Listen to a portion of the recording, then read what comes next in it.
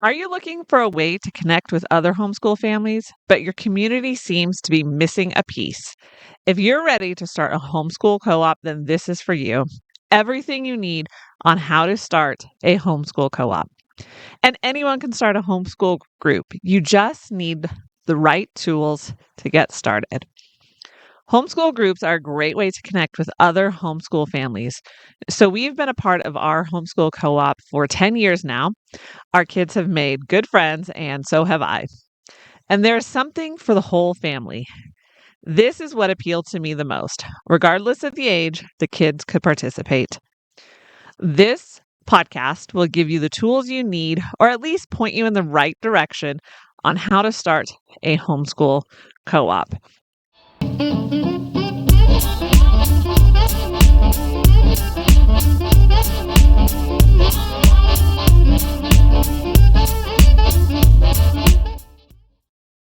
Hey, Rebel Moms, welcome to the Life Unboxed podcast. I'm Jody, the mom, wife, homeschool mom of 6, and successful mom entrepreneur. And I am bringing you information and inspiration on raising kids, running a business, and keeping your sanity. You can find the episode show notes, Rebel Mom checklist to help you homeschool confidently, tools to make your work from home life easier, and more information at lifeunboxed.blog. Now, let's get into the show. What exactly is a homeschool co op? Homeschool co ops come in all shapes and sizes. That means you can really tailor your homeschool co op to best fit the needs of your community. Homeschool isn't a one size fits all way to educate. At its most basic, a homeschool co op is a group of families who come together to share resources, teaching, and community. Families pool their strengths, talents, and energy to create something bigger than the sum of its parts. If it is a true co op, then everyone has a role to play, whether it is teaching, assisting, a board member, or another role. Everyone contributes. Your homeschool co op could be academic focused, so math, science labs, philosophy. This is great for those subjects you know your kids need, but you dread the thought of teaching them yourself. We all have those. Or your co op could be enrichment focused, art, drama, field trips, music, all those subjects that are more fun to do with other people. However, you create a homeschool co op, there are a few things that you need to do. So let's get into how to actually start a co op. You want to start with a mission. Just like there are many ways to homeschool, there are so many ways to create a homeschool co op. Start with your mission and vision. Ask yourself these questions. Why do you want to create a co op? What do you want to achieve? Who do you want to attend? This is probably the most important step to determine what your group is going to look like, who you will serve, and it is essential to know when you create your corporate documents. So grab a notebook and start writing down your ideas. Putting pen to paper will get the creative juices flowing and it will help free up brain space because you aren't trying to hold on to that thought once it is written down. So, here are the essentials for starting a homeschool co op. Once you've established your purpose, there are a few details that need to be worked out before you move to the next step. Number one, how often will you meet? Are you going to have a semester schedule? When will your breaks be? If you're just an enrichment co op, then 9 weeks per semester might be a good amount. If you are planning to follow a curriculum, you will probably need more time. A standard college semester is 15 weeks. When you decide how often you want to meet, keep in mind holidays, what is easy for families, and if it fulfills your purpose. Number two, parental involvement. This is important to determine upfront. Will you have a drop-off program? This will probably come with more legal requirements and insurance. Do parents need to remain on site? If so, in what capacity? Do they need to help out in a class or an admin role? Here are some ideas. Parents need to stay on site, but they don't need to help in a classroom. However, the fees are higher for this. Or parents are involved and they pay a lower fee. Or all parents are required to participate in co-op. Number three, meeting place. Where will you meet? This needs to be answered right away because the space will determine how many classes you can have and when you can have them. Many churches are open to hosting a homeschool group, but they will have specific guidelines to follow in order to use their facility. These will need to be incorporated into how your co op functions. Meeting times. This will more than likely be determined by your host, but have an idea in mind. What works for your families? Is midweek better, or Monday or Friday? How many times per week will you meet? Will it be all day, just in the morning, or in the afternoon? If you are open to all age groups, then meeting in the morning is probably your best option. That way, families with younger kids can get home in time for naps. If it's just older kids, then maybe meeting in the afternoon is a better option. If you have families interested, then take a poll to get an idea of what will work for the majority. Number 5, group size. Capacity will be determined by your meeting place. There might be restrictions on how many people can be in the building or the classrooms you are using. Your meeting place will determine how many people you can accept. Also, how many teachers you have will also determine how many people you can accept. At this point is a good idea to start researching guidelines on daycares, private schools, learning pods, or other groups to determine if there are specific state laws that may apply to your group. For example, if you have a nursery, there are certain ratios of adults to babies that need to be followed, and it will depend on the age of the kids. Next, how to start a homeschool co-op as a nonprofit. Now, I'm going to pitch you my guide right now because I've put together a guide that takes you through all of these processes and even more in depth. And it's an educational guide. So it'll help you, it'll give you more details. And there's also like 20 plus templates in there that you can use for your co op. So it is a great deal, and you want to check that out. And I'll put the link in the description below. Now, this is the fun part, making all of your ideas official.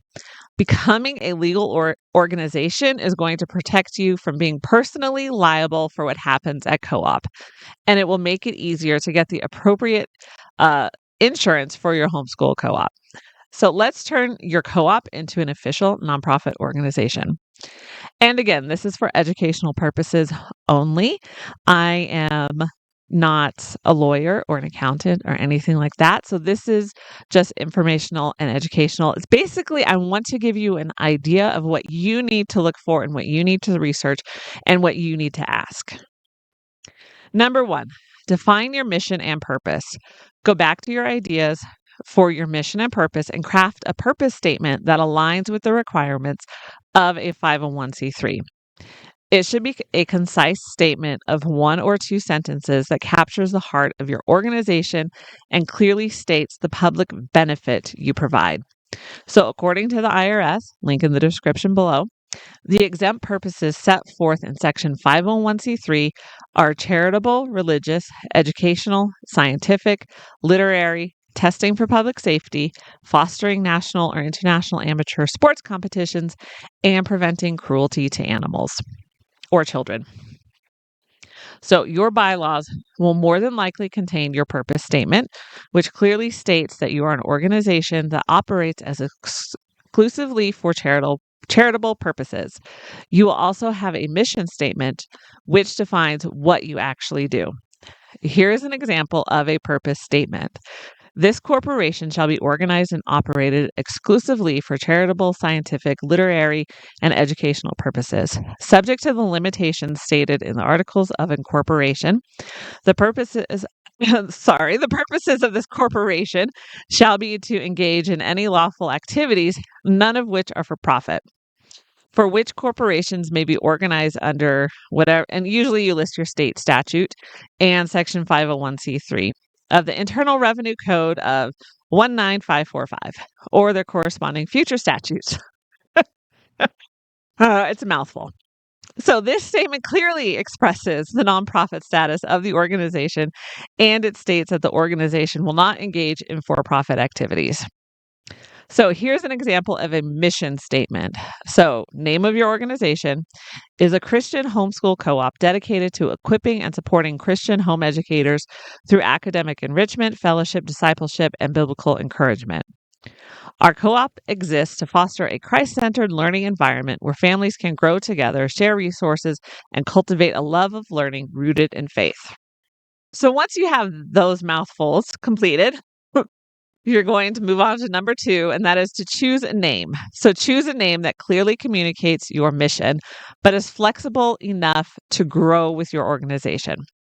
Check the Secretary of State website to ensure the name isn't taken, and check the trademark search database to make sure it isn't trademarked. Number 3, write your bylaws. So, in the hierarchy of your business governing documents, the articles of incorporation are at the top and then the bylaws. So, it seems out of order to write your bylaws now, but it will help you as you complete your other paperwork to have your bylaws done. So, the bylaws are the rules for how your nonprofit operates, but they are just the overview. This isn't your handbook for families, it is the high level operating document. When you start out forming a corporation, you have a certain idea in your head of how things will operate, but reality may alter your ideas, and that's okay.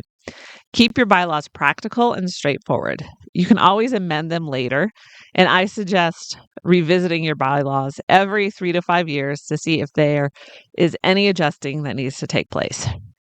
But right now, you just want to get the framework in place. There are a few things that you want to include in your bylaws: organization's name, purpose, membership requirements, the structure and duties of the board of directors and officers, meeting procedures, voting requirements, annual accounting period, and how to amend the bylaws. You may also want to include a conflict of interest policy and provisions for handling vacancies and removals. And more on this from the IRS, link in the description below. Number 4, appoint your board of directors.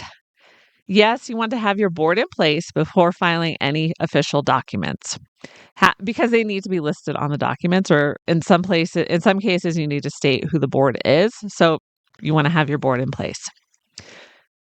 Have your first meeting, and on the agenda, you want to have a vote for starting a new corporation, accepting the bylaws, and the first board accepting their positions.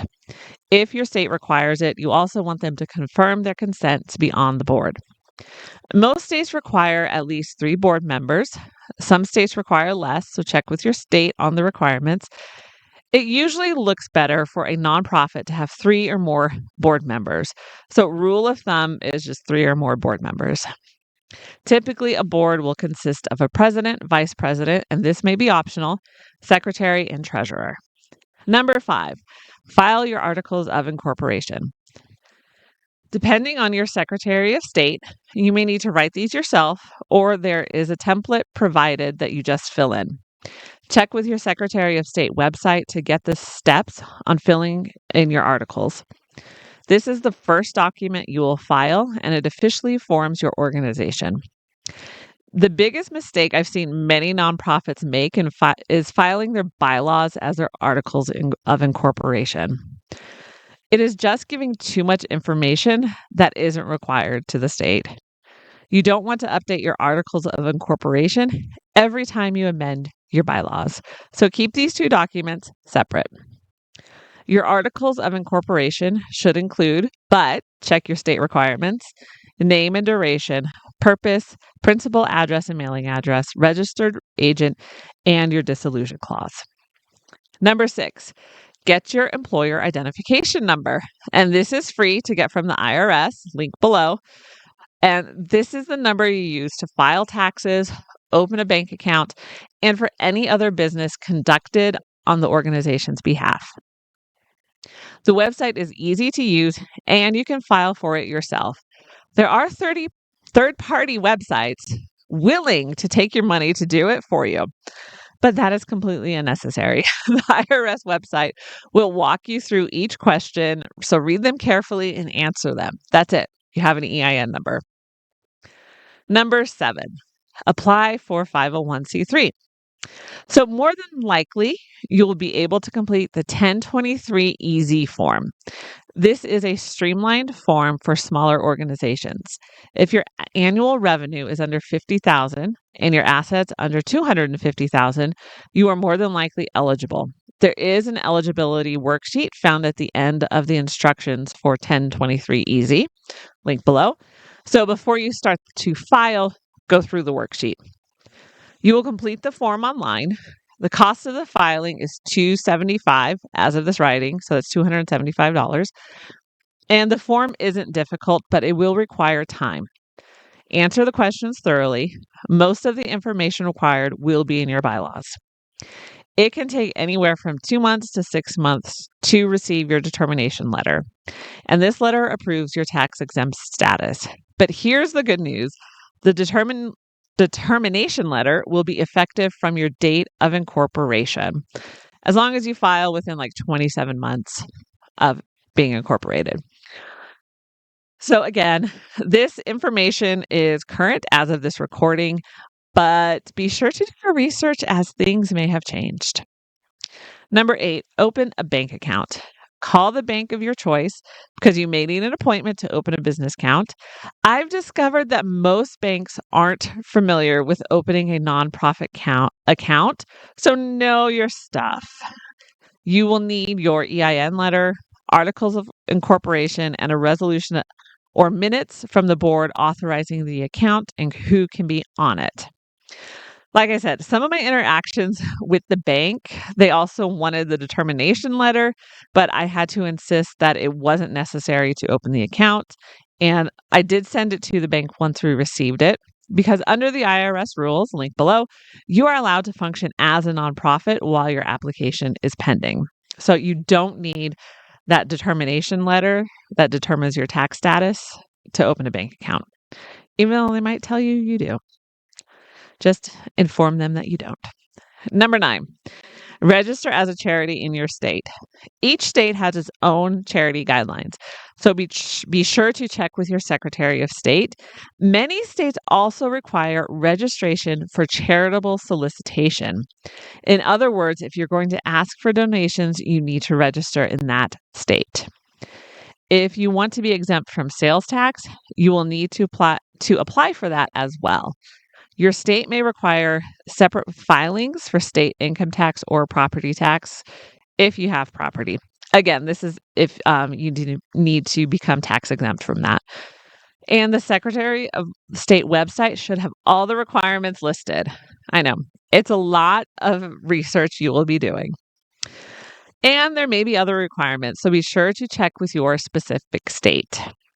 Number 10, maintain compliance. You will need to file annual required reports with your state, as well as file the appropriate IRS 990 form each year. The forms are 990N, so annual gross receipts are $50,000 or less. 990 Easy, annual gross receipts are between $50,000 and $200,000, or 990, anything above $200,000. And again, the information is current as of this writing. Tax rules change from year to year, so make sure you know what they are. Okay, so how to start a homeschool co-op isn't just about logistics, paperwork, and figuring out how many toddlers can fit in a church nursery before chaos reigns. It's about creating a community, a place where moms and kids alike can grow, learn, and thrive together. The process takes time. Mission statements don't write themselves. Bylaws aren't exactly light reading. And dealing with the IRS isn't anyone's idea of fun, but it's all worth it. So grab the guide that I have for you, rally your people, and take that first step, because the homeschool community you've been dreaming about, you might just be the one meant to build it.